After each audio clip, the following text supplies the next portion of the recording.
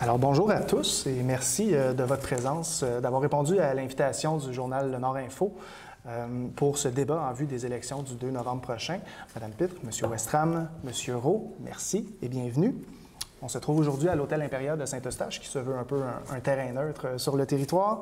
Vous aurez chacun la chance de présenter votre vision pour les Rosemèrois et les aider à faire leur choix le 2 novembre prochain. Je suis Danny Baribeau, rédacteur en chef du journal Le Nord Info. Je gérerai ce débat en tant que modérateur et gestionnaire du temps. Je suis avec ma collègue Reine Côté, journaliste au Nord Info, qui, elle, s'occupera de vous poser les questions à tour de rôle. Bonjour à tous. Bonjour. Vous avez reçu tous en même temps notre invitation à ce débat. On vous a expliqué les grands thèmes qui allaient être observés et aussi le fonctionnement du débat. Comme vous le savez, une quatrième candidate, Mme Cardinal, n'a pas pu se joindre à nous aujourd'hui. Donc, à noter que Mme Cardinal est absente à ce débat, mais on est content de vous avoir tous les trois en présence aujourd'hui. Comment le débat fonctionne, c'est que vous avez chacun une déclaration d'ouverture. Vous allez aussi avoir un 2 minutes de fermeture à la fin du débat. Chaque question vous donne 1 minute de réponse à tour de rôle. Puis ensuite, quand tout le monde a répondu, on transfère en discussion ouverte pour une période de 8 à 10 minutes. Je serai responsable d'attribuer un temps équitable à tous les candidats. Alors, si personne n'a de questions, je crois que nous allons être prêts à procéder. Par tirage au sort, il a été déterminé que Mme Pitre aurait la première déclaration d'ouverture. Mme Pitre, vous avez 2 minutes.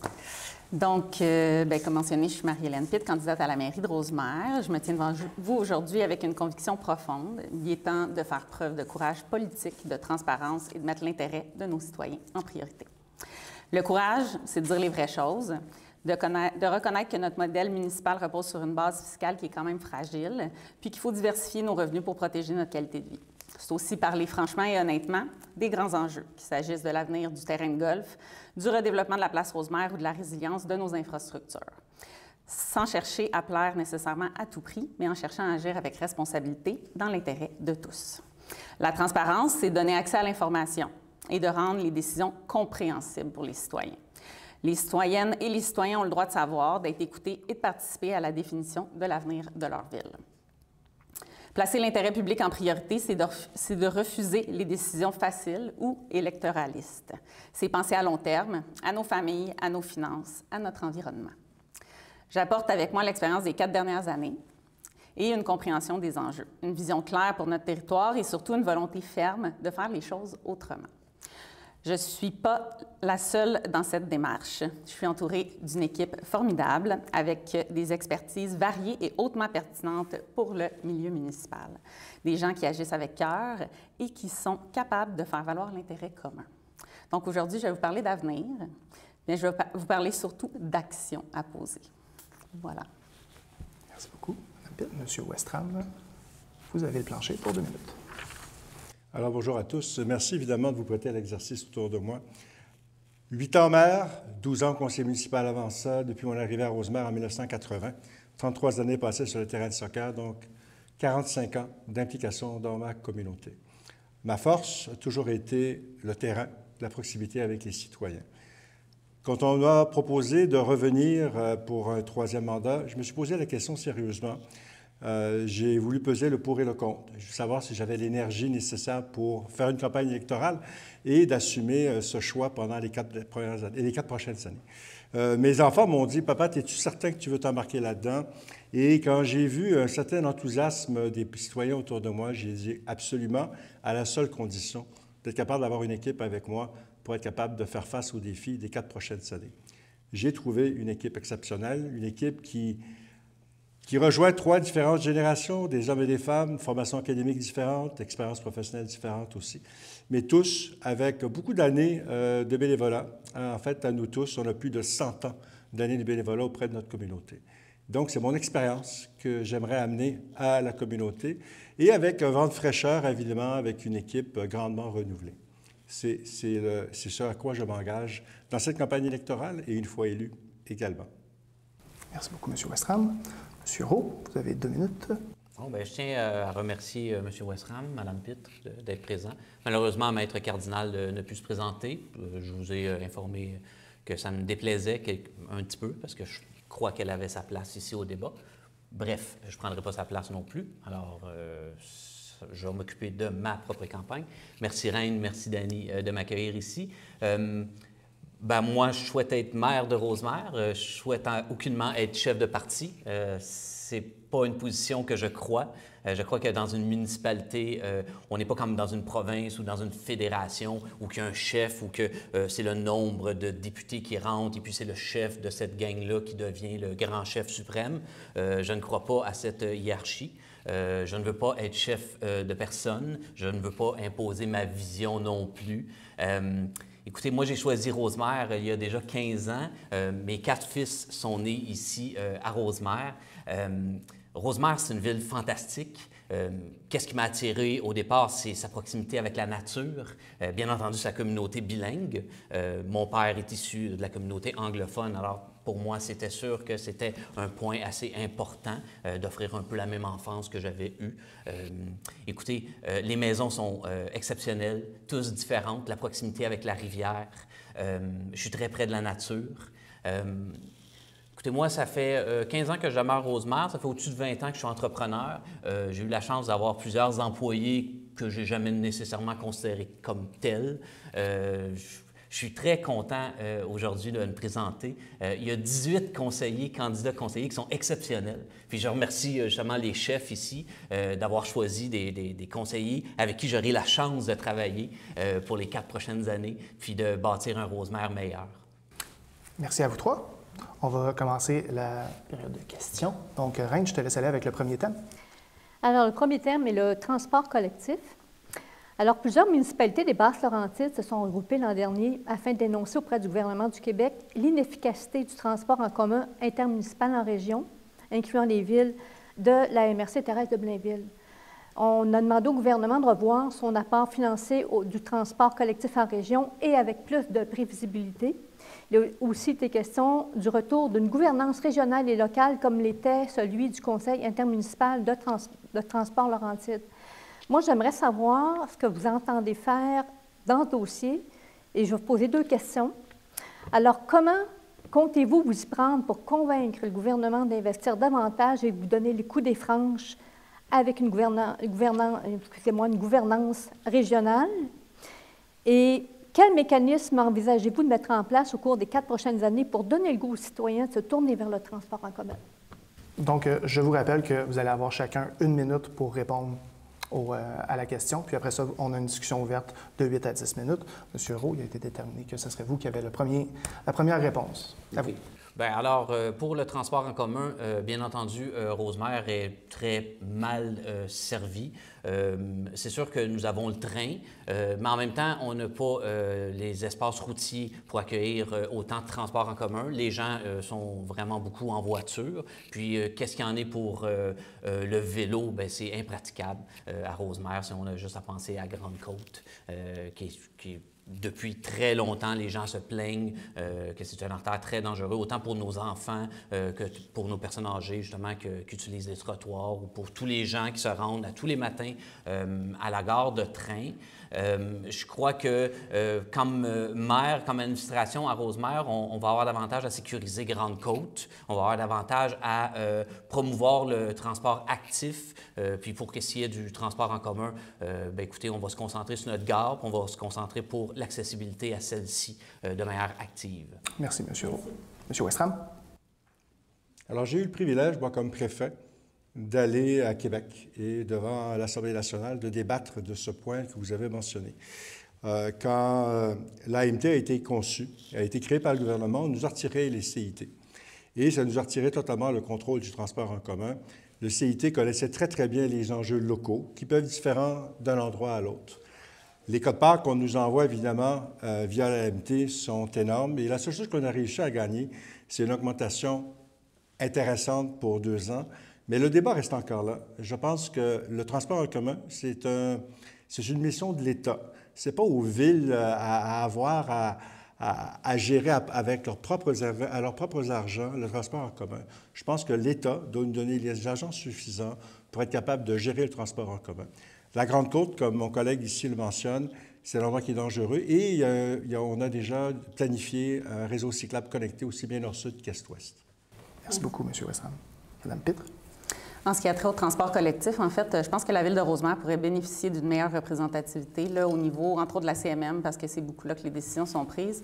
Il y a différents comités sur lesquels la Ville pourrait siéger davantage, donc c'est à nous de faire ces représentations-là.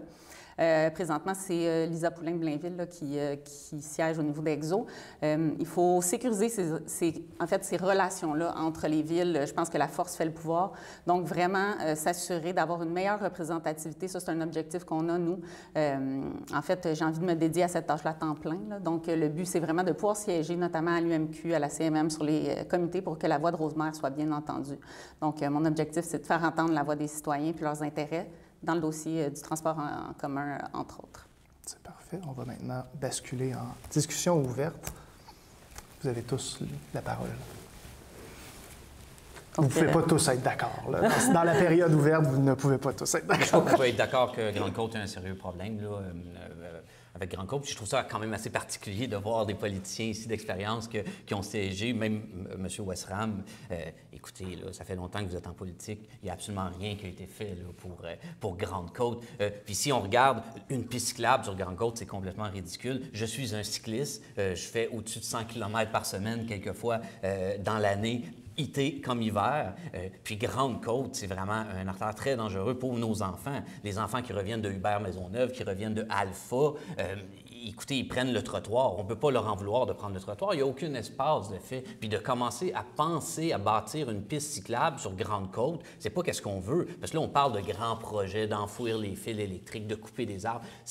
Il pourrait avoir des zones tampons sur Grande-Côte. On pourrait sécuriser certains coins de rue, agrandir un petit peu Grande-Côte. Il y a des endroits qui sont propices à agrandir sans nécessairement dénaturer la rue, puis rendre Grande-Côte vraiment plus sécuritaire pour les cyclistes, pour les piétons, qui sont à 95 des résidents de Rosemère, contrairement aux automobilistes qui utilisent Grande-Côte comme voie de transition pour éviter la 640 ou éviter un autre événement. Je me permettrais peut-être d'intervenir là-dessus. Là. On est absolument d'accord, la Grande-Côte, c'est une problématique.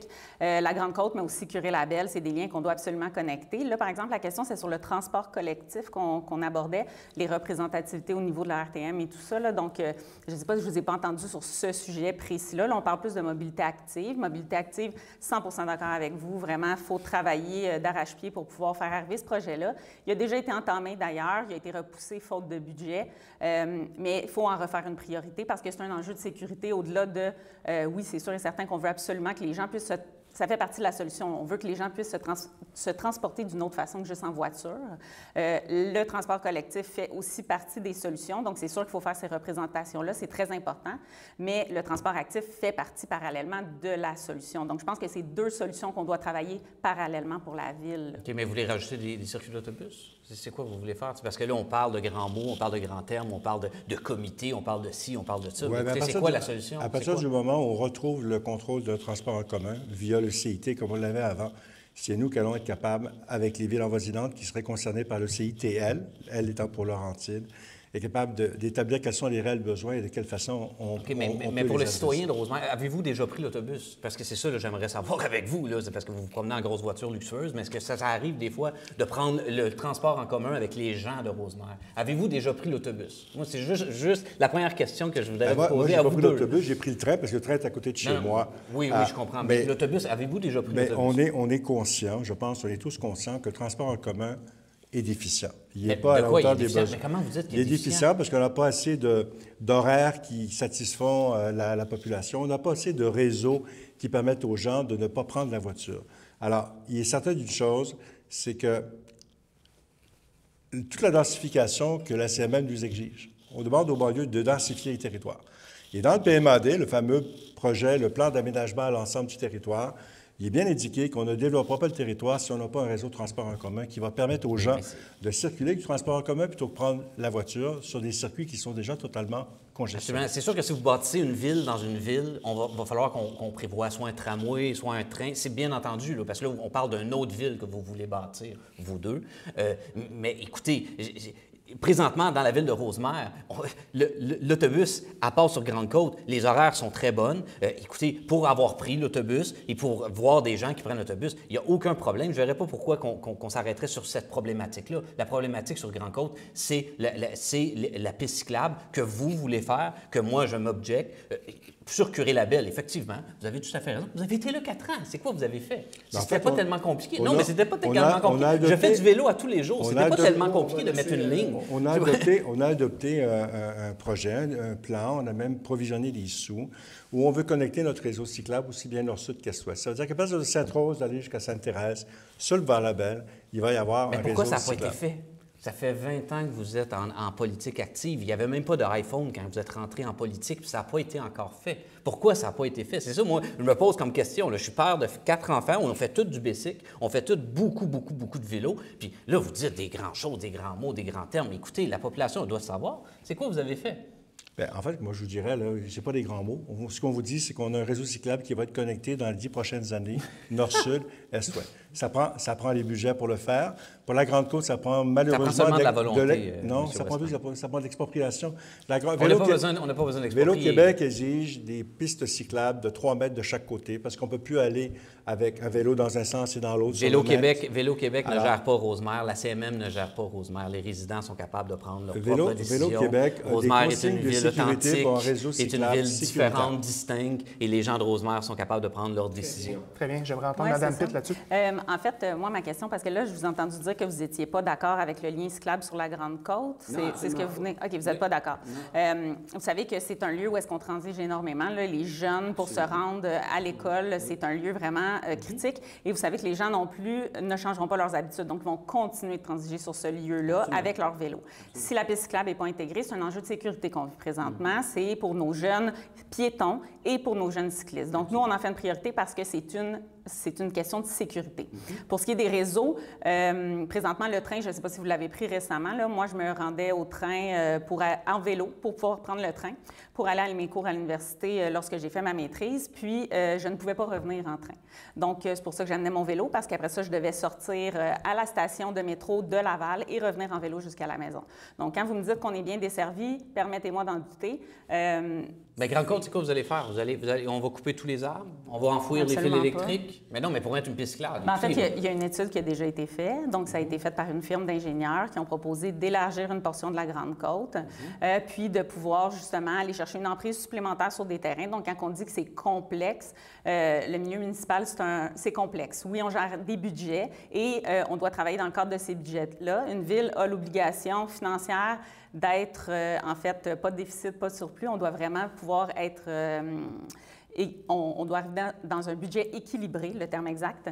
Donc, c'est important de s'assurer que nos dépenses sont raisonnables. Donc, un projet comme celui-là, c'est un projet de 20 millions de dollars, si je ne me trompe pas, sur un échéancier quand même assez long. Il y a des subventions qui sont disponibles, mais c'est un projet majeur. OK, mais sur Curé-Labelle, pour quelle raison que pendant votre mandat, ou même le mandat de M. Westram, il n'y a pas eu des lignes, il n'y a pas eu des petits poteaux, on aurait pu quand même faire quelque chose là, sur Curé-Labelle sans s'embarquer dans des projets de millions, là, puis vous le savez. Là. Alors, Curé-Labelle, comme vous le savez, c'est la propriété du gouvernement du Québec, c'est la 117, sur une route gouvernementale. Vous ne pouvez pas faire ce que vous voulez sans leur approbation. La raison pour laquelle ce circuit-là n'a pas été connecté, première des choses, c'est que le pont de l'Île-Bel-Air a dû être refait. Une fois qu'il a été refait, je ne sais pas si vous avez remarqué, mais il y a une belle piste cyclable qui a été aménagée quand même, à peu près, je dirais, jusqu'au... je ne sais pas si c'est Starbucks, soit un des restaurants qui sert beaucoup de café. Là. Et non, mais il y en a tellement, c'est la mecque du café à Rosemère.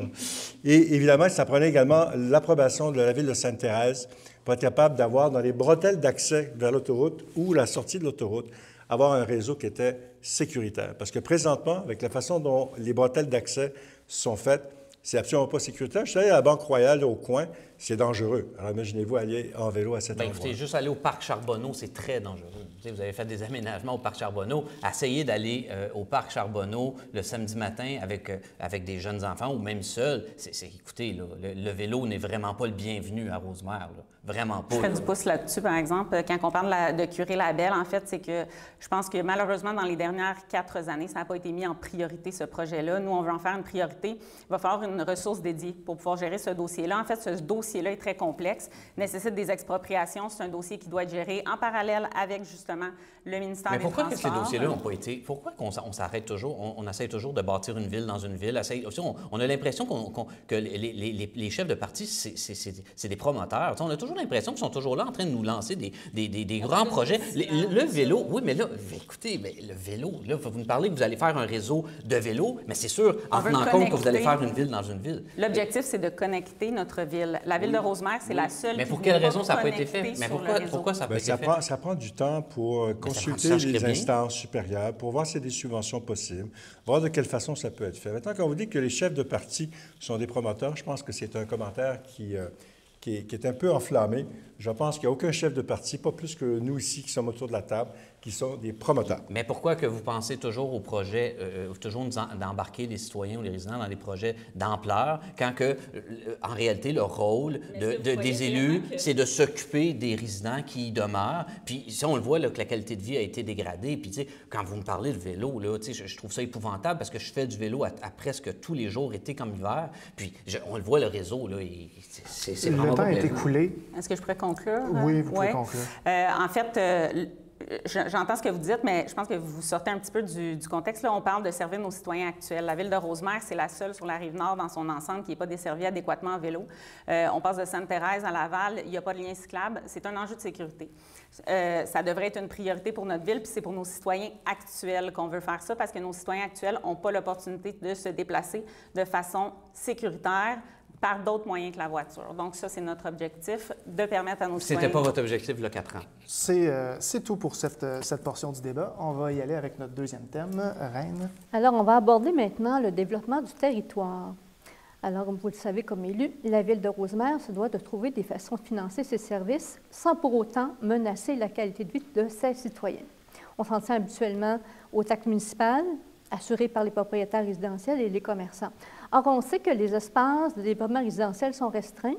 Au cours des dernières années, un groupe de promoteurs a proposé à la Ville un projet de développement résidentiel nommé Groupe Melrose sur le terrain de l'ancien club de golf et que le contrat, au départ accepté, puis annulé, a entraîné une poursuite de plusieurs millions de dollars.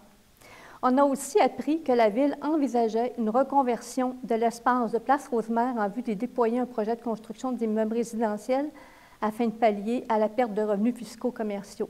Ce projet a été développé dans le cadre du programme particulier d'urbanisme. Alors moi, j'aimerais savoir, à l'intérieur de ce mandat de 4 ans à la tête de Rosemère qui s'amorce pour l'un d'entre vous, j'aimerais savoir quelles sont vos intentions avec ces 2 avenues porteuses de revenus fiscaux pour la Ville. Est-ce que vous comptez reprendre des négociations et permettre la concrétisation du projet résidentiel de Cartier-Melrose ou comptez-vous amorcer la construction du projet résidentiel sur le terrain de Place Rosemère? Chacun d'entre vous, quelles sont vos intentions précises sur ce point-là? Madame Pitre, vous pouvez commencer. Pour notre équipe, en fait, la priorité, c'est le redéveloppement des espaces bétonnés sur notre territoire. Oui, on a des enjeux financiers. La Place Rosemère a perdu 50 de sa valeur dans les dernières années. Donc ça a un impact direct sur la taxation de nos citoyens. On parle de 5 millions de dollars annuellement de perte de revenus. Donc c'est une priorité. La Place Rosemère, il y a un PPU qui a été adopté pour leur permettre de se redévelopper. Ce PPU-là permet un maximum de 8 étages de plein droit. Par la suite, le côté du golf, en fait, pour nous, c'est un espace vert, c'est pas une priorité de développement. Ce terrain-là, on ne veut pas le développer. On croit que ce ne serait pas au bénéfice des citoyens. Le terrain rend des services présentement. Ce terrain-là a d'ailleurs été identifié par le PMAD comme un espace stratégique pour être restauré en milieu naturel, contrairement à la Place Rosemère qui a été identifiée comme un espace stratégique de redéveloppement. Nous avons une crise du logement, c'est certain. Il ne faut pas oublier qu'en parallèle, on a aussi une crise environnementale. Donc, je pense qu'on doit prendre des décisions responsables pour préserver aussi la qualité de vie de nos citoyens. Doubler notre ville, ce n'est pas responsable. Merci beaucoup. M. Westram, votre tour. Alors, la position de notre équipe, elle est très, très claire. En fait, c'est du développement en parallèle. Ce n'est pas plus un côté qu'un autre. Alors, redévelopper l'existant, tout à fait. Du reste, comme Mme Pitt vient de le mentionner, le PPU a été adopté. Et ce PPU-là n'est pas simplement pour Place Rosemère. C'est pour des 4 coins, aller jusqu'au Rona Plus. C'est-à-dire que toute cette zone-là pourrait nous proposer des projets où on pourrait intégrer du résidentiel à même le commercial. Place Rosemère, perte de valeur importante, 5 millions de dollars moins en taxes. On a dû, par un transfert fiscal, on fait payer d'autres personnes pour cette perte de revenus-là également. Moi, je pense que la poursuite, ce qui a trait au terrain du golf, il faut s'asseoir avec ces promoteurs-là, ces propriétaires-là. Il faut en arriver à une entente où cette poursuite-là pourrait être arrêtée. Ils ont déjà 12 % qui peuvent développer, qui est déjà zoné pour du développement. Et nous, ce qu'on propose, c'est un 30 % supplémentaire où on pourrait en arriver à une entente avec eux, où finalement, vous auriez à peu près 58 % du terrain qui, lui, serait préservé, dont 50 % qui pourrait nous être donné gratuitement. Merci, M. Westram. M. Roux? Pour ma part, vous connaissez ma position. Pour le golf, écoutez, c'est sûr que personnellement, j'ai toujours été contre le changement de zonage, pas nécessairement l'affectation. Je ne souhaiterais pas nécessairement qu'il y ait d'autre chose qu'un golf ou qu'il y ait un parc, tant mieux. Par contre, il y a eu une brèche qui a été adoptée, qui a été accordée sans consultation, de 11,5 %. Sur cette brèche-là, moi, je me servirais de cette brèche-là pour autoriser aux promoteurs un RPA de 6 étages, qui serait le seul établissement de 6 étages à Rosemère. Moi, c'est sûr que la population s'était déjà prononcée. Les gens ne veulent pas avoir plus que de 4 étages. Pour la place Rosemère, bien entendu que je ne suis pas fermé à l'idée de redévelopper, de réaménager, bien entendu, mais je ne crois pas que de bâtir une ville dans une ville apporterait bénéfice pour les citoyens présentement à Rosemère. Parfait. Vous pouvez continuer en format ouvert. Moi, ce qui m'intéresse, M. Roux, en fait, c'est que vous parlez de bâtir une ville dans une ville. Qu'est-ce que vous voulez dire au niveau de la place Rosemère? On s'entend qu'on parle d'une première phase de 650 portes. Notre ville en compte 5 500 présentement sur le territoire. Il faut quand même réfléchir à l'aspect financier de tout ça. Il y a quand même aussi une crise du logement en parallèle. Il faut répondre à ces crises-là. C'est le devoir, en fait, d'un conseil de ville de pouvoir répondre aux besoins de nos citoyens. Présentement, les citoyens vivent les répercussions de cette perte de valeur-là. De l'autre côté, absolument, M. Westram, comme vous le dites, il y a une poursuite sur le terrain du golf. Est-ce que ça veut dire qu'on doit plier à les demandes de nos promoteurs? Je ne crois pas. Je pense que l'intérêt collectif devrait passer en priorité. La poursuite, c'est une poursuite qui est démesurée par rapport, en fait, à la valeur du terrain présentement. Ce lieu-là est tout indiqué. Moi, ma question par rapport à ça, c'est qu'on le voit, on en a parlé, on a discuté, il y a des chiffres qui sont sortis. Les capacités d'infrastructure, comment vous allez pallier à ça par rapport à ce développement-là? Parce qu'on sait très bien que la Ville de Rosemère n'a pas la capacité d'accueillir les 2 développements. Donc, comment on va faire pour régler ce problème-là? Ça, Mme Pitt, c'est ce que vous dites. En fait, les infrastructures, d'abord, nos infrastructures existantes ont besoin d'amour de toute façon. Nos centrales d'eau potable et l'eau usée ont besoin d'investissement. Qu'il y ait du développement, qu'il n'y en ait pas. C'est certain qu'à partir du moment où on a investi dans ces infrastructures-là, il faut penser à ce qu'il pourrait y avoir sur le territoire dans 10, dans 15, dans 20 ans, parce que si on change une tuyauterie en dessous du boulevard Labelle, c'est clair qu'on ne la réouvrira pas dans 5 ans, dépendant du développement qui pourrait nous être offert. Mais moi, je pense que cette poursuite-là, elle ne peut pas continuer. On dépense des frais d'avocat pour se défendre, parce qu'on pense que cette poursuite-là soit outrageuse, qu'elle soit bâillon, utilisez l'adjectif que vous voudrez, n'en reste pas moins que ça pourrait aller à procès. On gagne cette cause-là à procès, il y aura un appel, ça sera en cour supérieure. Ça va continuer comme ça, de vitam aeternam. Moi, je pense qu'il faut arriver à un moment donné où on s'assoit et dans le bénéfice, pas du propriétaire, mais dans le bénéfice de nos concitoyens, plus d'un 30 hectares qui serait voué à de la plantation d'arbres, à un parc. Mais moi, je pense que c'est l'équivalent du parc Jarry à Montréal, c'est pas rien. Moi, je vous permets un commentaire. Tout à l'heure, vous allez dire que vous seriez prêt à mettre un 6 étages dans le 12 % mais vous avez dit que la population était contre un 6 étages. Oui, mais c'est ça. Ça serait le RPA de... Oui, mais écoutez, ça serait... le propriétaire, à l'époque du terrain de golf, avait demandé à la Ville l'autorisation d'avoir un 6 étages justement pour rentabiliser son projet. Alors, écoutez, puis un RPA de toute façon pas pour à 4 étages... le projet, c'était pour soi-disant sauver le terrain de golf. Oui, c'était le projet Fleuron sur le golf de l'administration qui m'a précédé, où il y a eu un sondage qui s'est fait rapidement par la mairesse de l'époque, qui a dit « Voulez-vous un 4 ou un 6 ?» sans vouloir expliquer vraiment les avantages d'aller à un 6 étages. Un 6 étages aurait été construit à cet endroit-là. On n'aurait pas le débat sur le golf aujourd'hui, parce qu'on jouerait encore au golf sur ce terrain. Non, mais absolument. Mais si on aurait calé un référendum, ça nous aurait évité tous les problèmes qu'on a présentement. Parce que le propriétaire a acheté un terrain... Parce que nous n'étions pas là à ce moment-là. Bien, là, vous n'étiez pas là, mais la chicane est un petit peu à cause de vous autres. Là. Moi, j'étais citoyen à cette époque-là. Là. Je ne comprends pas pourquoi vous dites que ce n'est pas de votre faute. S'il y a eu une chicane, si on aurait demandé un référendum... Non, mais j'étais pas maire à l'époque. Bien, vous étiez à la table des négociations quand même. Non. Oui, mais la brèche... pas à la table des négociations, je suis désolé. Non, absolument. Oui, mais c'est pas grave. On ne parle pas du 11,5 %. C'est correct, ça a été fait malheureusement. Ça a été fait sans la consultation du public. Écoutez, là, si vous auriez demandé un référendum, même aux dernières élections, vous étiez devant un groupe de personnes, de gens, un parti politique qui protégeait le golf, qui voulait en faire un parc, et vous deux, main dans la main, vous avez fait campagne pour bâtir sur le terrain de golf. Puis là, écoutez, là, vous pouvez dire qu'est-ce que vous voulez, vous avez changé de bord, un vent électoraliste, mais écoutez, il faut s'entendre que vous deux, vous étiez main dans la main dans ce projet. Que pour moi, si ça aurait été plus simple de faire tout simplement un référendum, ça aurait protégé les résidents. Cette élection, ça sera le référendum sur le sujet. C'est pas une élection référendaire. Non, parce que la dernière fois, c'était supposément une élection référendaire. Ce n'est pas une élection référendaire. Un référendum, c'est un référendum. Une élection, c'est une élection. On ne mélangera pas les deux. Là. Mais vous savez qu'un référendum, ça agit comme... C'est une consultation publique, en fait. C'est une consultation publique. C'est un référendum, oui. L'élection qu'on a présentement permet aux citoyens de faire un choix. Non, il n'y a pas de choix, parce que vous voulez protéger le golf, mais vous voulez bâtir à outrance à gauche. Vous pouvez me laisser parler, s'il vous plaît, merci. Donc, bâtir à outrance, je pense que vous enfergez un petit peu dans les mots. Là, on parle de 650 portes à Rosemère. L'objectif, c'est d'aider la place Rosemère puis de répondre à la crise du logement. De l'autre côté, nous, on veut préserver cet espace-là. L'élection, elle est très claire sur les positions. Nous avons un parti politique. C'est dommage que Mme Cardinal ne soit pas là ici aujourd'hui. J'aurais beaucoup de questions à lui poser d'ailleurs, qui veut accepter un projet de 50 %. Donc, on parle de 2900 portes supplémentaires à Rosemère. Il y a notre équipe qui veut protéger cet espace-là, puis protéger notre ville d'un développement sauvage. Vous avez l'équipe de M. Westram qui prend très peu position. Là, on s'entend qu'on se met entre les deux pour essayer de trouver consensus. Puis là, vous proposez de remettre la décision entre les mains des citoyens. Absolument. Mais cette décision-là n'aurait pas de poids légal. Un référendum, c'est une consultation publique. Donc, vous allez engager la ville dans des dépenses, refaire une élection générale, parce que ça ramène environ à la même chose. C'est pas une élection, non. Un référendum coûte le même prix, le même ça aurait possiblement coûté moins cher qu'1,5 million, je crois. Hein? 1,5 million, entre vous et moi.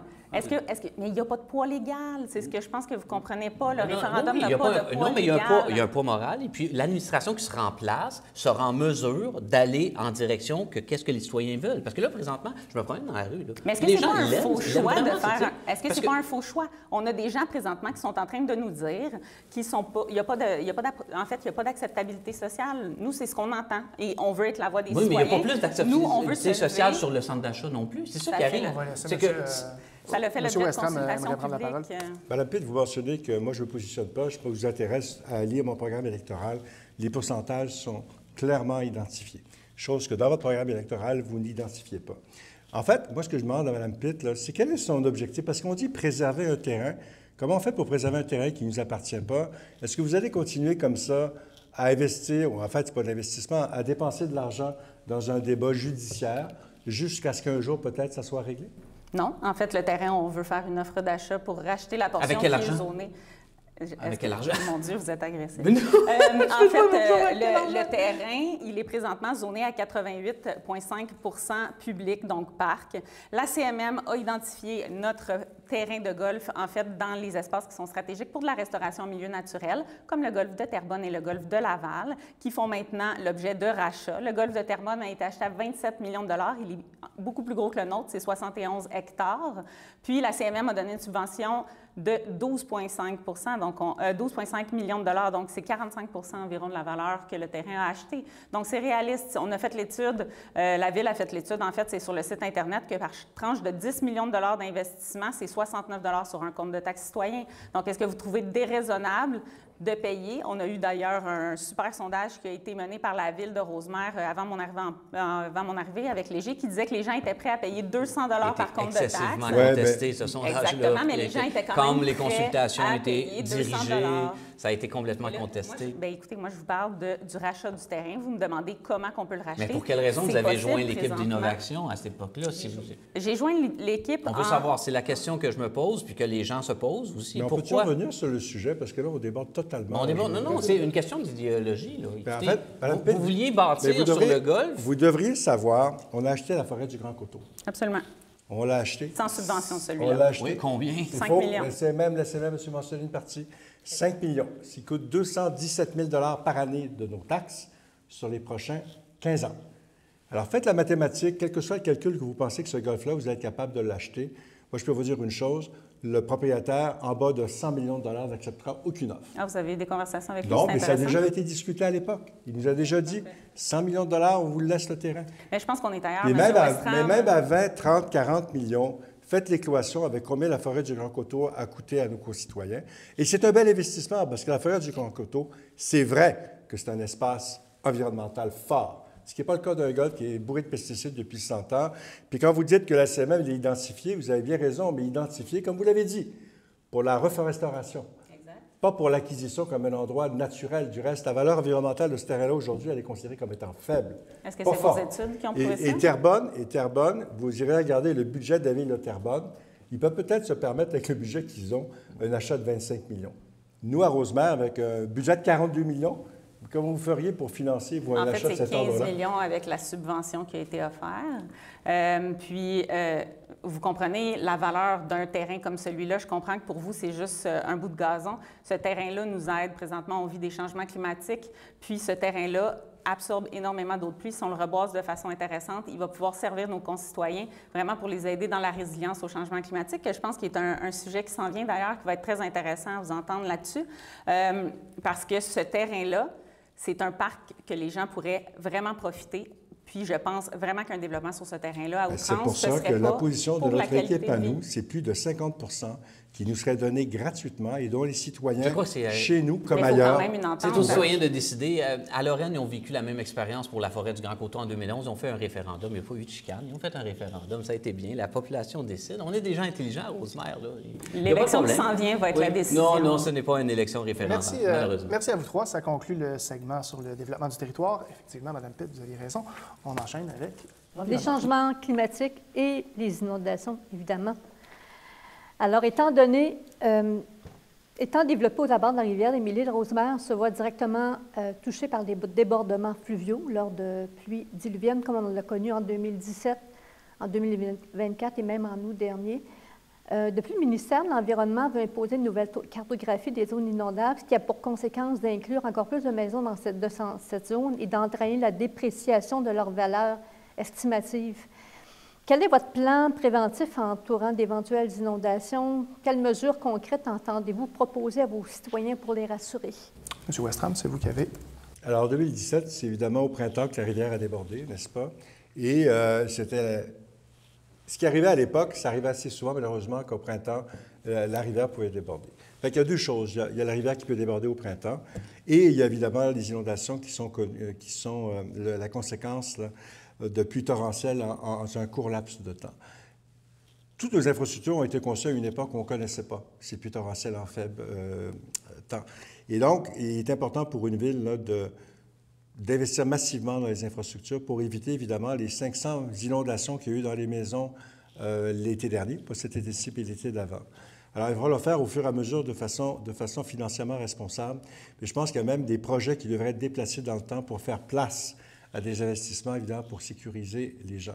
Les gens se doivent également, puis ils l'ont fait depuis la dernière fois que c'est arrivé, ils se doivent de prémunir leur maison. Du reste, on a eu une séance qui a été offerte à la population et qui est disponible sur le site Web, là, pour se prémunir avec des margelles, avec des façons, évidemment, de protéger leur propre maison. Merci, M. Westram. M. Rowe. Bon, effectivement, moi, je demeure en milieu inondable. J'ai eu 2 propriétés à Rosemère près du bord de l'eau. Alors, c'est sûr que je suis dans un terrain d'entente. Même en 2017 et en 2019, j'avais fait des représentations à l'Hôtel de Ville pour que la Ville puisse faire les vérifications au niveau des berges de la rivière des Mille-Îles, qui étaient problématiques, ou en tout cas, elles ont tenu le coup, mais on ne voulait pas non plus que ça soit un deuxième Sainte-Marthe sur le lac. Pour ce qui est des pluies torrentielles, mais c'est sûr qu'il y a beaucoup de fossés à Rosemère. Le réseau pluvial naturel, c'est les fossés. Malheureusement, il y a beaucoup de fossés qui ont été remblayés avec le temps.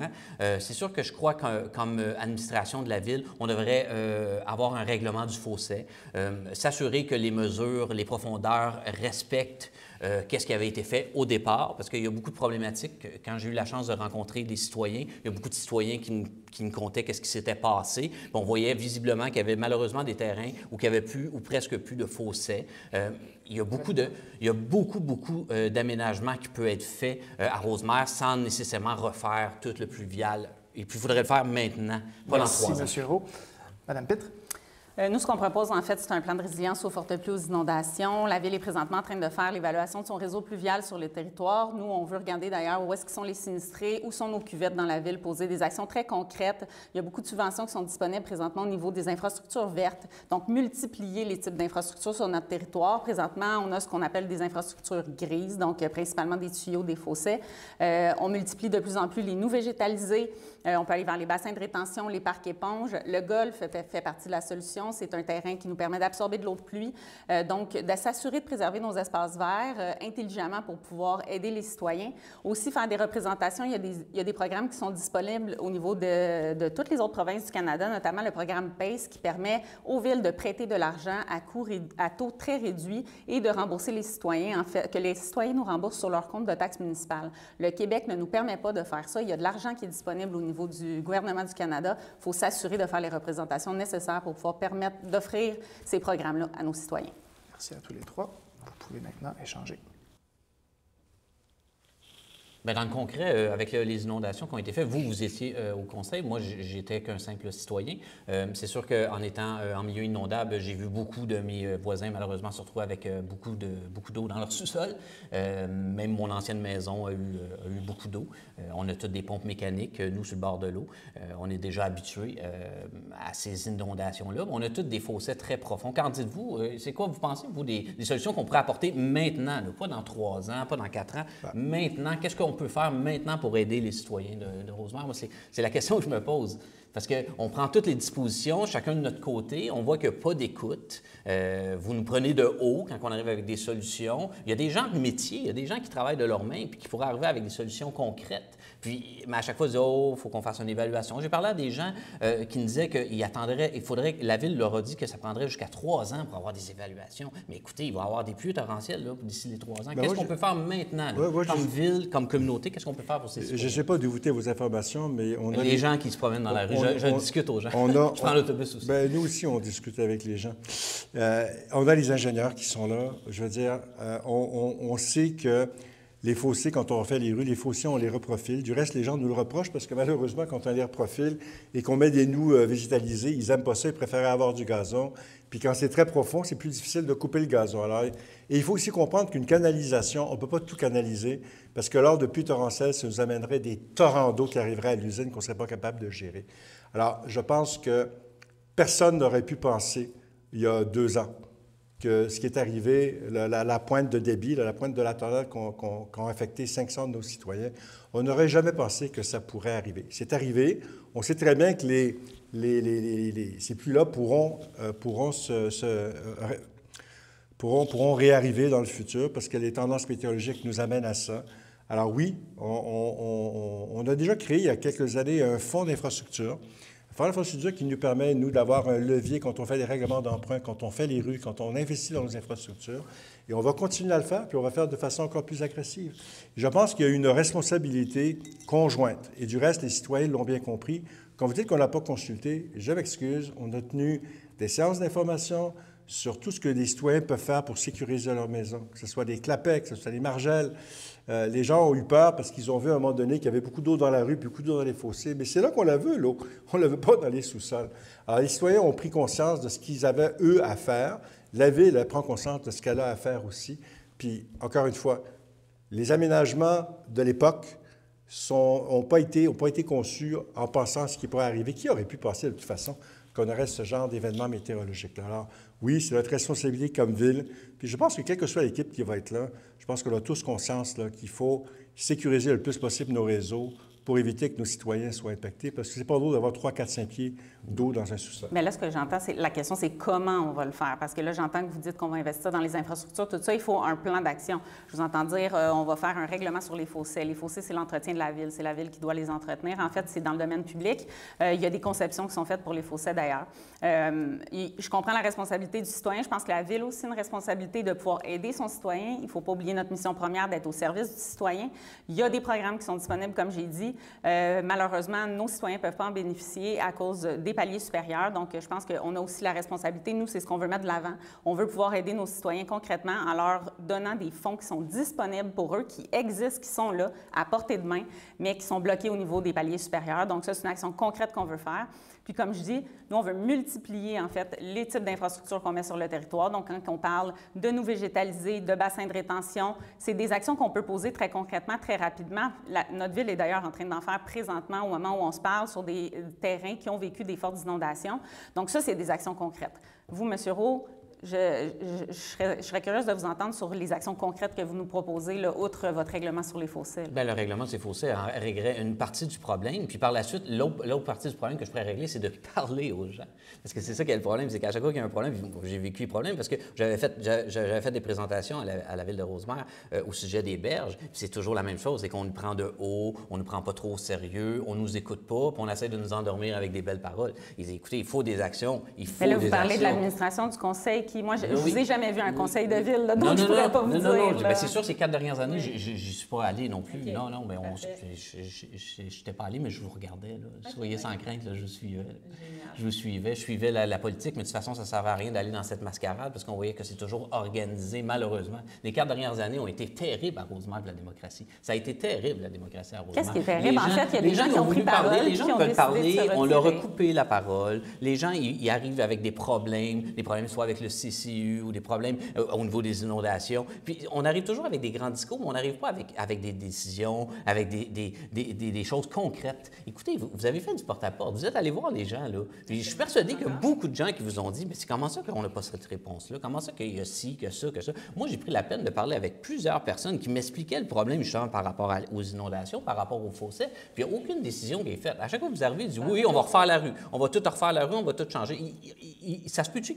On peut-tu avoir des décisions? On peut-tu prendre des décisions de se jaser, de discuter, d'avoir des discussions maintenant? Maintenant, sans toujours être obligé de tout refaire, d'arriver avec des budgets, d'aller chercher des sous. Puis, je comprends toute la mécanique administrative là, pour aller chercher l'argent. Je comprends. Mais on a des gens merveilleux qui travaillent aux travaux publics. On a de la machinerie, là. On a des belles pépines. On est capable de faire des progrès. On est capable de régler des problèmes maintenant. Il y a plusieurs problèmes unique, spécifique à chaque coin de rue, on est capable de prendre le temps de jaser, de discuter avec les résidents sans pour autant les prendre de haut, puis sans pour autant leur promettre des choses qui vont arriver seulement dans 3 ans avec des analyses de ci, des analyses. Si je peux me permettre juste un instant, Mme Pitre vous demande justement des améliorations concrètes que vous proposez. Vous dites on peut faire des choses. On peut faire des choses. Mais au niveau des fossés? Au niveau des fossés, ça serait une action qui pourrait être faite maintenant. Parce que moi, comme je vous dis... C'est quoi l'action que vous voulez faire? Moi, il y a des fossés qui ont été remblayés, il y a des fossés qui sont problématiques. J'ai parlé avec des gens qui m'ont dit, écoutez, regardez la 3e, 4e, 5e maison, ici, il n'y en a plus de fossés. La rue, là, l'eau se ramasse là, ça déborde, ça va partout. Les fossés, c'est des bassins de rétention naturels. Fait que c'est sûr et certain que si vous avez remblayé ça, mais l'eau ne peut plus s'accumuler dans le fossé. Bien, c'est pas nous qui les avons remblayés. Souvent, ce sont les citoyens qui mettent des aménagements. C'est pour ça que je parle d'un règlement du fossé. Puis c'est comme vous dites, c'est de juridiction municipale, mais il faudrait que les gens des travaux publics disent, bien, écoutez, ici, il y a une problématique, on va arriver avec une pépine un vendredi matin, on va vous creuser ça, ma chère dame, mon cher monsieur, puis merci. En fait, moi, ce que je propose, c'est un plan d'ensemble pour ça, parce que de faire des travaux ponctuels sur des fossés, en fait, il faut des plans d'aménagement. C'est dessiné par des ingénieurs, les fossés. Donc, on ne peut pas recreuser un fossé comme bon nous semble. Un plan d'ensemble, c'est ce qu'il faut. Ces fossés-là ont été créés il y a des décennies, puis c'est des fossés qui ne conviennent plus. Donc, c'est pour ça que je propose de multiplier les actions. Donc là, ce que vous proposez, c'est de retourner à l'ancienne façon de faire puis de garder ce qu'on a actuellement sur le terrain sans multiplier les actions. Est-ce que vous pensez réellement que ça va régler notre problématique? Absolument non. C'est de corriger ce qui a été fait dans le passé et de l'améliorer, bien entendu. OK. Donc, on laisse aux citoyens... Comme je vous dis, moi, l'expérience que j'en ai, parce que les fossés, nous, sur le bord de l'eau, malheureusement, c'est très utile. Alors, on avait des voisins là, qui ont creusé leurs fossés. fossé parce que ça a été demandé par la Ville. Ils ont fait, parce que eux, en n'ayant plus de fossé, bien, malheureusement, ça faisait un problème quand l'eau découlait. Alors, c'est ça que je vous dis. Je ne suis pas en train de dire que ça va tout réparer le problème, mais je crois qu'on est capable de s'asseoir avec ces gens-là puis de faire de régler des problèmes. Mais là, vous voulez régler des problèmes ponctuels. Ici, la question, c'était dans son ensemble. Qu'est-ce que vous comptez faire pour la Ville dans son ensemble? Je pose la question aussi à M. Westram. Dans l'ensemble de la Ville, c'est quoi les actions que vous voulez poser concrètement? C'est merveilleux. À l'Hôtel de Ville, on a des professionnels qui travaillent pour nous, puis il y a des gens qui vont pouvoir nous informer, puis on pourrait prendre des bonnes décisions. Par souci d'équité, excusez-moi, M. Roux, mais par souci d'équité, je vais donner la dernière minute à M. Westram, qui a très peu parlé dans ce segment. Mais c'est clair que depuis ces événements météorologiques, là, je veux dire, on s'est assis, nos ingénieurs, la direction générale, tout le monde a pris en main le défi d'éviter que ça puisse se reproduire à une si grande échelle.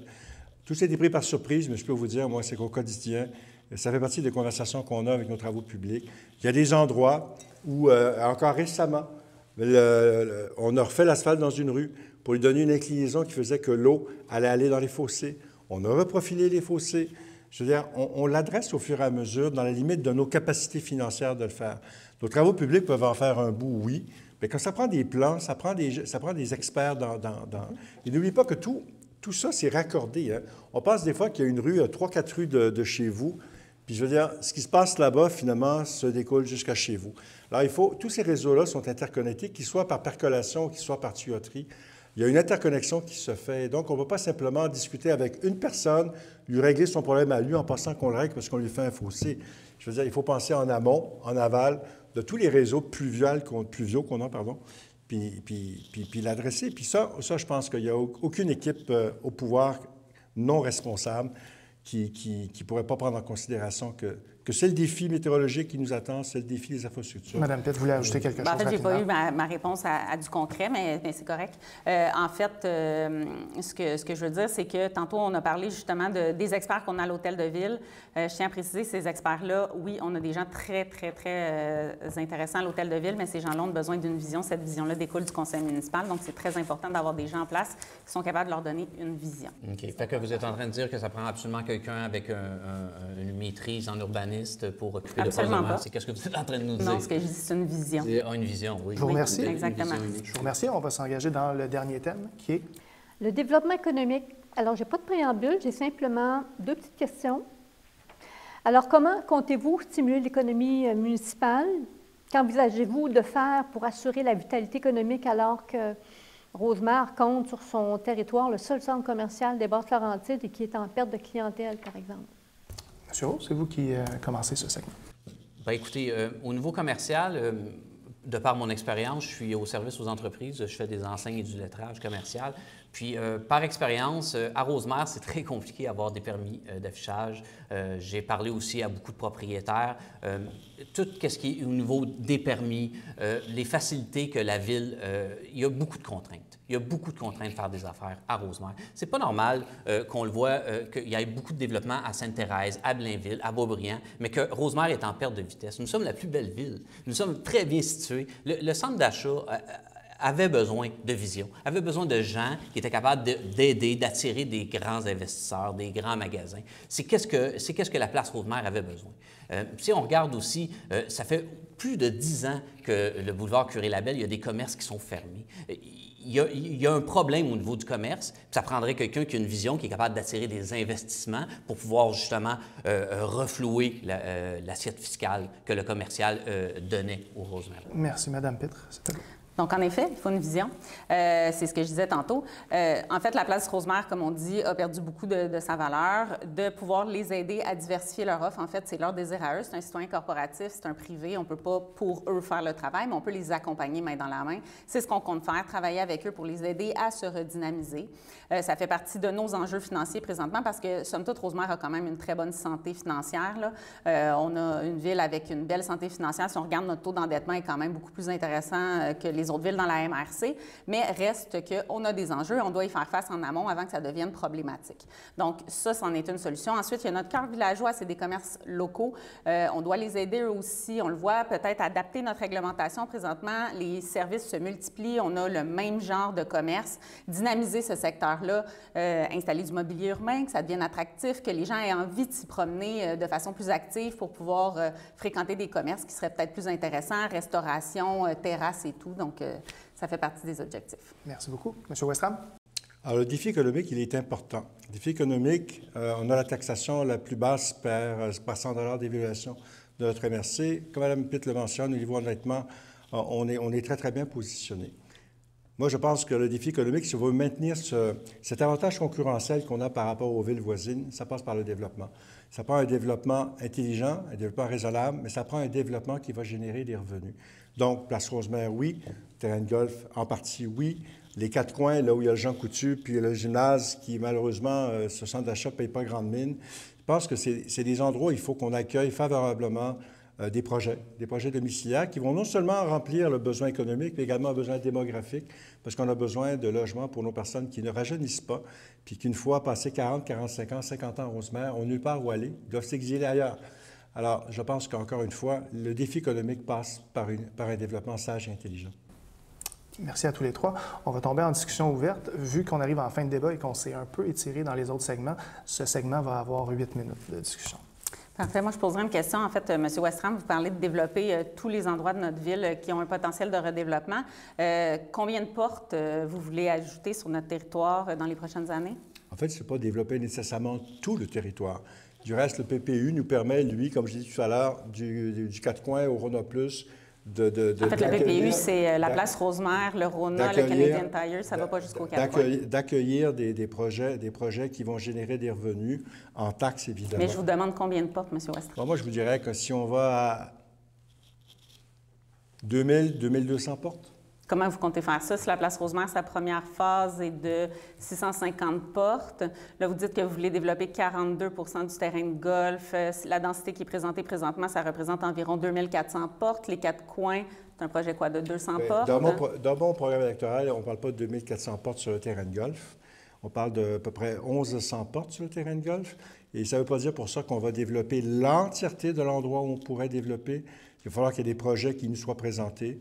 Mais là, vous me dites que dans un souci financier, vous voulez régler la poursuite du golf. Oui. Donc, comment vous comptez régler cette poursuite-là si le développeur veut 2900 portes puis vous lui offrez 1100 portes? Bien, ça fera partie de la négociation. Je pense que, puis là, on sort un petit peu du sujet, mais je vais y répondre quand même. C'est un enjeu financier quand même. L'enjeu financier que vous ne voulez pas régler parce que vous voulez continuer à vous laisser poursuivre jusqu'à je sais combien de temps. Alors, c'est clair d'une chose, c'est qu'il faut s'asseoir avec ces gens-là. Puis eux aussi, je pense, voudraient régler la situation. À un moment donné, même eux, s'ils sont richissimes, ne peuvent pas continuer à dépenser de l'argent pour rien. Alors, je pense qu'il faut s'asseoir avec ces gens-là puis en arriver à une entente.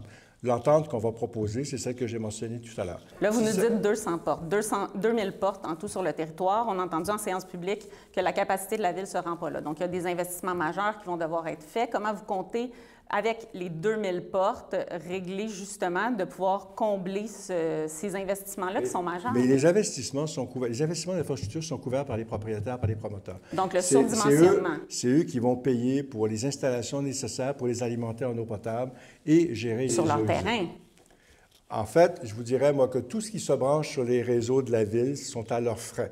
OK, mon Dieu. Donc, on parle d'une taxe, une redevance au développement de combien par porte? Parce que là, on parle d'investissement majeur. On est en train de donner un contrat pour refaire notre réservoir d'eau qui est 18 millions. Combien vous pensez que ça va coûter de refaire tout le réseau complet pour pouvoir accueillir vous savez qu'on ne peut pas dévoiler ici une étude économique qui a été faite par la Ville, n'est-ce pas? Mais il y a des chiffres qui ont été nommés en séance dans cette étude. Non, pas par nous. Ça a quand même été nommé. Donc, on sait qu'on n'a pas la capacité. Mais on sait très bien qu'une étude économique nous amène à un développement, pas un développement majeur, mais pas non plus seulement des petits bouts de développement pièce à pièce.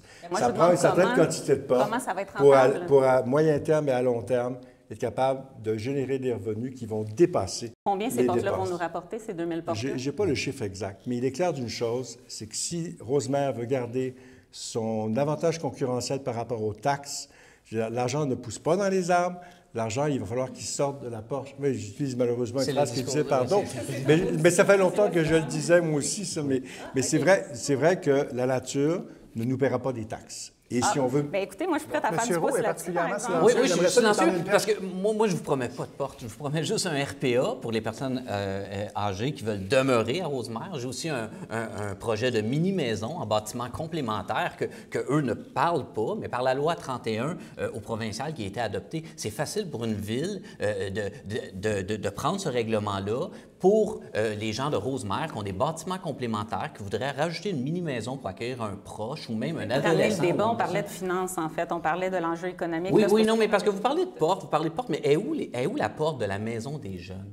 Il est où le Parlement jeunesse? On parle de Et où- finances. Non, mais on parle de finances. Mais c'est ça qui arrive, c'est que vous parlez que de portes, que de promotion, que de réseaux d'aqueduc, que de terrains de golf, que de poursuites. Et où? Les gens de Rosemère, là, les jeunes familles, ils veulent savoir c'est quoi qu'on fait pour les familles. La maison des jeunes, c'est une porte. Et où cette porte-là? Parce que là, vous parlez de 2000 portes, 1000 portes, 6000 portes. 6000... La porte de la maison des jeunes est où? Je vais vous en Là, ça fait parler. 4 ans que vous êtes là à vous chicaner, puis vous, ça fait Non. plus longtemps. Mais est où la maison des jeunes? Vous l'avez fermée d'ailleurs. Est où la maison des jeunes? On l'a fermé pour une très, très bonne raison. Du reste, on n'est pas la seule ville à avoir fermé la maison des jeunes. Ah, OK. Il n'y a, pas de jeunes On à va Rosemère? laisser, J'ai pas dit Monsieur j'ai pas dit qu'il n'y avait pas de jeunes. J'ai dit qu'on avait fermé la maison des jeunes. C'est pas la même chose. Ouais. Nos jeunes, on s'en occupe quand même. Excuse, là? Bon. Alors, l'enjeu ici, on parle d'enjeu économique. Est-ce que vous êtes d'accord avec moi que si on ne fait pas quelque chose, la taxation, qui est extrêmement concurrentielle, ce qui fait que les gens viennent habiter à Rosemère, entre Oui, autres, 50 de l'assiette fiscale vient du commercial. On a laissé 41. tomber le commercial. 40, ça a On a baissé. laissé tomber. Oui, mais à Non, l'époque, mais vous c'était répondez pas à ma 50. question. Ben, répondez pas à la question. Vous avez laissé tomber le milieu commercial. Alors, Vous- c'est vous sûr que... répondez- Puis votre c'est la réponse, place c'est de Rosemère. rajouter du résidentiel. C'est la place Rosemère qui a fait que le pourcentage du commercial a baissé par rapport Oui. à l'assiette Mais fiscale qu'avez-vous totale. fait pour attirer des investisseurs à Rosemère? Écoutez, La question est bonne, là. Pardon? On est une ville bilingue en plus, là. On aurait pu avoir qu'est-ce que tu vas- facilement... Mais qu'est-ce que tu vas faire le bilinguiste là-dedans? Je comprends Ah pas. oui, mais pour accueillir des investisseurs internationaux, c'est vraiment plus facile quand Ah on oui? a un statut bilingue. Ah oui, absolument. Ben, parce qu'on je peut suis traiter totalement... dans les deux langues. J'ai jamais dit Oui. que j'étais contre le statut bilingue, bien au contraire. Non, mais je comprends. Mais moi, au j'aimerais niveau des vous affaires, entendre sur qu'est-ce vos qu'on a fait actions. pour le commercial? Qu'est-ce qu'on a fait pour aider le commercial? J'aimerais vous attendre parce que là, présentement, je l'entends, là, vous aimez critiquer les autres équipes. Ce serait intéressant de vous entendre pour qu'on puisse Mais débattre de j'ai- vos idées aussi. Oui. Ce serait pertinent. Ben, c'est pour ça la maison des jeunes. Tu sais, vous parlez beaucoup de portes. Moi, j'en parle d'une seule porte. D'argent On ici. parle de finances. Oui, oui, on parle de finances, mais parce que vous parlez que de portes, que de ci, que de ça. Parce que là, vous ne parlez... Parce que les finances, finalement, même si vous bâtissez 1000, 2000 portes, vous avez... C'est quoi les programmes sociaux que vous allez amener? C'est quoi les programmes qu'on a pour les résidents qui demeurent à Rosemère depuis 20, 30, 40 ans? Mais- Puis les nouveaux qui vont venir... Excusez-moi, mais le thème, c'est la question, c'est vraiment comment stimuler, assurer la vitalité La économique vitalité. de Rosemère. Ben oui, absolument. Pour stimuler la vitalité, ben, c'est de faire un milieu de vie confortable. Puis aussi, au niveau de la taxation commerciale, on est capable d'emmener des commerces à s'installer à Rosemère avec des crédits de taxes ciblés pour des commerces qui ont... Là, vous n'êtes pas en train de nous dire que vous voulez stimuler l'économie, vous êtes en Oui. train de nous dire que vous voulez faire des crédits de taxes. Il faut oui, comprendre mais quand même pour amener des gros on a investisseurs, quand même, il faut les on a inviter. quand même Madame beaucoup Pitt. de commerciales ici présentement à Rosemère. Là, ce qu'on veut faire, nous, c'est les aider. Donc, justement, la place Rosemère étant notre plus gros joueur, on veut lui donner la chance de se redévelopper pour qu'il puisse aller chercher sa perte financière. Et j'en suis pas contre. J'en suis pas contre. C'est juste, c'est la façon que ça a été là, vous fait. parlez C'est la un petit façon peu que ça a des été. deux bords de la- Non. C'est la façon que ça a été présenté. Pourquoi on est toujours pressé, l'administration est toujours pressée de vouloir bâtir à outrance avant de parler avec les citoyens. Les C'est intéressant. citoyens Tout à l'ont l'heure, dit. vous disiez qu'on ne Les faisait pas les citoyens choses l'ont assez rapidement, puis là, on dit qu'on le fait Non. trop rapidement. Oui, non. Au niveau de bâtir, vous êtes vite. Pour les projets futurs, vous êtes vite. J'aimerais juste intervenir là-dessus. Là, en fait, Oui, ça fait 30 ans que la ville de Rosemère n'a pas connu de croissance démographique assez impressionnante. Donc, je dirais pas que sur bâtir, c'est un projet de longue haleine. Ça fait 2 ans qu'on travaille sur le PPU. Moi, ce PPU-là, c'est quelque chose que je trouve primordial. Quand je suis rentrée en poste, c'était une des choses que j'ai dit que je voulais faire, redynamiser la place Rosemère. C'est un lieu tout indiqué. C'est une tendance urbanistique. Présentement, on le voit. Ces lieux-là sont en décrépitude. Il faut les aider et c'est pas... Ils ne seront pas attractifs s'ils ne sont pas capables, justement, d'avoir des nouvelles personnes, de se D'accord, mais on n'est diversifier, pas obligé de devenir plus bâtir la ville résilients. dans la ville non C'est plus. pas une ville dans la ville. Oui, on mais passe on 150 Consulter ans. adéquatement la population aussi. On est à la veille d'une récession économique. Le panier d'épicerie coûte une fortune, tout coûte beaucoup plus cher. En quelque part, si on veut maintenir ce statut qu'on a à Rosemère, il faut absolument trouver des façons de générer des revenus supplémentaires. Absolument. Je vous remercie. Sinon, c'est les taxes des résidents qui vont être affectées. J'aimerais juste finir. Je trouve Rapidement. dommage, M. Roux, vous n'avez quand même pas répondu à la question. Donc, merci. Je vous remercie tous les trois pour ces segments, ma foi, très dynamiques. Ça va maintenant être l'heure des commentaires de fermeture. Donc, c'était M. Westram qui avait eu le premier 2 minutes pour s'exprimer, faire sa déclaration de fermeture. M. Westram, on vous écoute. Merci. Bien, écoutez, comme je l'ai dit en ouverture, ce que je propose à la population, c'est mon expérience de 20 ans comme élu et de 45 ans d'implication communautaire. Je connais ma ville, je connais les jeunes comme les moins jeunes, j'ai vieilli avec eux. Les défis, on les comprend. Il faut les adresser, il faut avoir le courage de prendre certaines décisions qui peut-être ne seront pas accepté socialement par la minorité, une certaine minorité des gens. Mais je pense que le statu quo est plus acceptable. Il faut avancer, il faut avoir le courage. Il faut travailler en équipe là, dans l'intérêt de nos citoyens, travailler avec eux, pour eux. Et je vous dirais que moi, ma grande force, c'est beaucoup plus la proximité que d'être dans un bureau à rédiger des documents. J'aime beaucoup le contact avec les citoyens. Du reste, moi, aller chercher un litre de lait, on me dit toujours que ça prend 2 heures au métro. Ben oui, parce que les gens m'approchent, les gens me parlent. Et c'est le côté, je pense, d'un élu qui est extrêmement intéressant. Je l'ai fait dans les 20 dernières années. Je n'ai pas été celui qui simplement s'est montré le bout du nez dans une campagne électorale ou dans l'année qui la précède. Je veux dire, j'ai toujours été proche de mes citoyens et c'est encore l'intention que j'ai. Donc, je terminerai là-dessus. Moi, je trouve que jusqu'à maintenant, la campagne électorale, en grande partie, s'est faite de façon propre, de façon correcte, des échanges d'idées, tout ça. Malheureusement, il y a des pancartes qui disparaissent. J'accuserai personne ici, mais bon, il y a du vandalisme qui est fait. Mais je pense que dans la grande majorité, tout se fait correctement, tout se fait honnêtement. Puis je pense que c'est digne de la ville de Rosemère qu'on représente depuis des années. Merci beaucoup, M. Westram. M. Roux, vous avez 2 minutes. Bon, bien, je tiens à remercier Mme Pitt et M. Westram, ainsi que Maître Cardinal qui est absent, et vous deux, pour ce moment de démocratie. Pour moi, la démocratie, c'est quelque chose de super important. Mon grand-père est allé faire la Deuxième Guerre mondiale pour défendre les intérêts de la démocratie. Pour moi, c'est une valeur importante de pouvoir débattre librement. Comme citoyen, ça n'a pas toujours été facile à Rosemère dans les dernières années. C'est pas facile pour beaucoup de citoyens non plus. J'ai le goût de ramener un peu de joie avec mon projet Rose 25, de m'occuper des familles, de m'occuper des aînés, de m'occuper des jeunes, les jeunes qui n'ont plus de maison de jeunes. On parle d'un parlement jeunesse, le projet des mini-maisons qui serait une solution douce et simple à l'urbaniste, puis aussi de générer des sous, bien entendu, avec le pouvoir de taxation de ces nouvelles habitations. Je suis vraiment fier de vivre à Rosemère. Ça m'inquiète un petit peu de voir la transformation, mais je suis un démocrate. Puis c'est pour ça aussi que je poussais pour le référendum.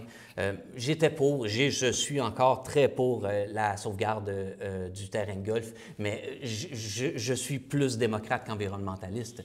Je crois que la population a le droit de se prononcer là-dessus. Ça a trop duré. Il aurait fallu que ça se fasse même avant. Ça aurait évité des tensions, parce qu'il y a beaucoup de divisions, malheureusement, à Rosemère. Ça m'attriste, mais je reste positif. Je me suis impliqué beaucoup à Rosemère, au sein de CATCHA, au sein de la Guignolée. Je suis aussi au conseil d'administration du Bar Maisonneuve, une école incroyable. J'adore la communauté à Rosemère. Puis je suis très fier des 18 candidats conseillers qui se présentent. Puis bonne campagne. Merci. Merci à vous. Merci. M. Roux, Mme Pitt, vous avez le mot de la fin. Oui, donc, écoutez, en fait, je pense que les citoyens vont avoir des choix cette année, puis je trouve ça génial. En fait, il y a des positions claires qui sont énoncées. On le voit, on a en fait le choix entre du développement immobilier, on a le choix entre notre posture qui est de préserver la qualité de vie des citoyens, puis de se battre, puis d'avoir le courage politique, parce que c'est pas toujours facile de faire des choix qui vont à l'encontre de tout ce qui a déjà été fait dans le passé. Donc, je pense qu'on le voit dernièrement, il y a ce mouvement-là de jeunesse, mais en fait de courage politique, je dirais, là, de gens qui sont prêts à prendre les bonnes décisions pour les citoyens. Puis c'est ce qu'on a envie de faire, de préserver notre qualité de vie à Rosemère. Rosemère est une ville magnifique. On ne veut pas perdre son essence, mais on doit quand même répondre aux défis économiques qui s'en viennent devant nous. On doit aider nos citoyens corporatifs. On doit être présent pour ces citoyens-là aussi. Quand on parlait tantôt, en fait, tout ce qui est commercial, c'est 41 de nos revenus de taxation. Donc, c'est très important. Il ne faut pas se fermer les yeux là-dessus. Il faut absolument y répondre. Je pense que l'élection qui s'en vient, ça va être un référendum en soi. Les gens vont pouvoir choisir entre le développement de ce site-là d'une certaine mesure ou une position claire qui est de préserver l'espace, préserver le zonage actuel, puis tenter d'acheter ce terrain-là, d'entamer des négociations pour pouvoir le régler, le dossier. Les lois ont changé. On le voit, on fait face à des crises, la crise du logement, la crise climatique. C'est notre responsabilité en tant que gouvernement de proximité de répondre à ces besoins-là, d'être là pour les citoyens. On veut mettre en place un plan d'efficience municipale aussi pour être plus accessible, plus de transparence, plus de dialogue.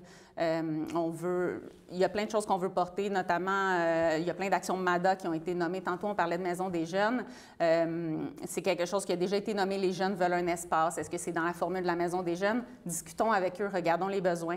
On parle des RPA aussi, on parle avec les personnes âgées. Est-ce que c'est nécessairement ça le besoin? Allons peut-être aussi vers du multigénérationnel.